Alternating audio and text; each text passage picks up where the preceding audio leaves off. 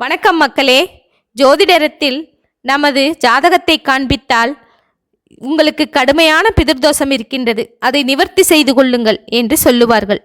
ஜாதகங்களிலேயே மிகவும் கடுமையான தோஷம் பிதிர்தோஷம் என்பார்கள்.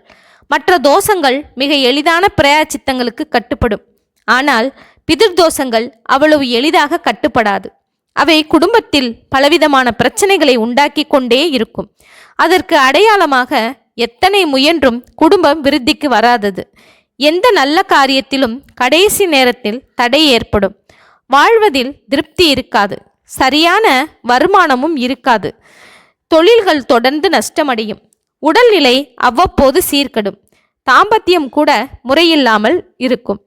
இப்படிப்பட்ட விளைவுகள் எல்லாம் பிதிர்தோஷத்தின் விளைவுகள் என்றுதான் சொல்கின்றார்கள்.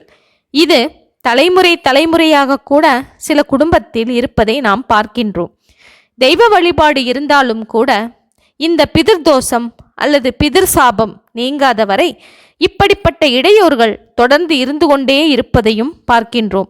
எனவேதான் எந்த கடனை கழித்தாலும் கழிக்காவிட்டாலும் பிதிர்கடனை கழிக்காமல் விட்டுவிடாதே என்று பெரியோர்கள் சொல்லி வைத்தார்கள். குறைந்தபட்சம் ஒவ்வொரு அமாவாசை அன்றும் எள்ளும் நீரும் இறைத்து தென்புலத்தில் வசிக்கும் முன்னோர்களின் தாகத்தையும் பசியையும் தீர்க்க வேண்டும். நம் குடும்பத்தில் தோன்றி மறைந்தவர் நினைவுகளை பாதுகாப்பதும் அவர்களுக்கான வழிபாடு நிகழ்த்துவதும் தென்புலத்தார் ஓம்பல் என்று சொல்லுகிறார் திருவள்ளுவர். இதற்குத்தான் அமாவாசை வழிபாடு, சிரார்த்தம் எல்லாம் செய்கின்றோம்.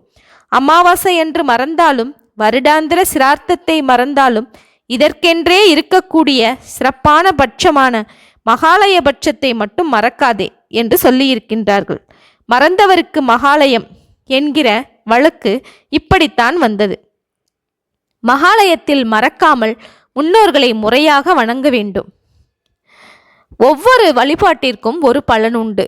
முன்னோர்களின் ஆசியால் செல்வம், புத்திரபாகியம், பகையற்ற வாழ்க்கை, கல்வி, புகழ் ஆகியன கிடைக்கும் என்கின்றன சாஸ்திரங்கள்.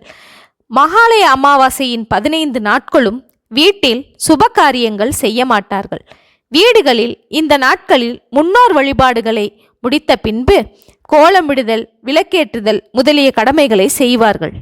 இந்த 15 நாட்களும் உணவில் எளிமையாக அசைவ உணவுகள் இல்லாமல் ஆடம்பர விழாக்களை தவிர்த்து கிடைக்கும் நேரங்களில் இறை வழிபாடு, நாம ஜெபம் இவற்றை செய்து வர வேண்டும்.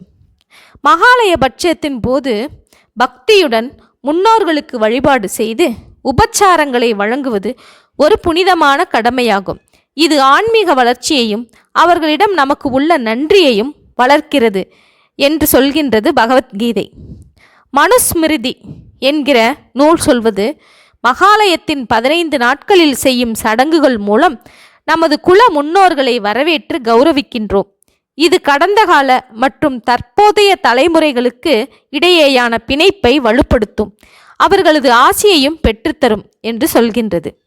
கருட புராணத்தில் மகாலய பட்சத்தின் போது சிரார்த்தத்தை செய்வது இறந்த ஆன்மாக்களுக்கு அமைதியையும் நற்கதியையும் வழங்குகின்றது. மேலும் அவர்கள் உயர்ந்த நிலையை அடைய உதவுகின்றது என்று சொல்கின்றார்கள்.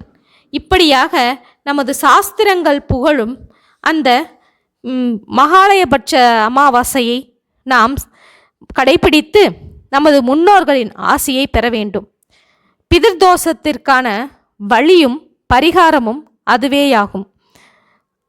பிதிர்தோஷம் நீங்குவதற்காக நாம் பிரயத்தட்சணம் செய்து பல கோவில்களுக்கு சென்று வழிபட்டாலும் மகாலய அமாவாசையின் போது தருகின்ற தர்ப்பணமும் திதியும் அவர்களை உடனடியாக சென்று சேரும், அவர்களது ஆசியை பெற்றுத்தரும்.